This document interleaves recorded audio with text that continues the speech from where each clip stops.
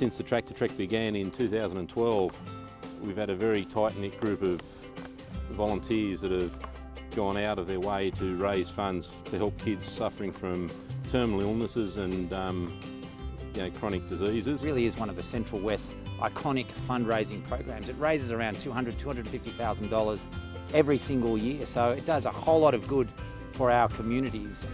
Knowing that you have the services available to be able to transport sick children down to specialist treatment and their families relieves a significant burden from those families. So Little Wings is a free flight service for seriously ill children and their families from regional areas of New South Wales. We provide support to families, particularly for kids that have to travel long distances on a regular basis to access the medical treatment only available in the children's hospitals in the city. What I like about Little Wings is that they are able to provide necessary support from regional and rural communities into metropolitan areas where they will receive first-class medical support. I'm very pleased to be here. It's a great launch and one that I'm very proud to be supporting.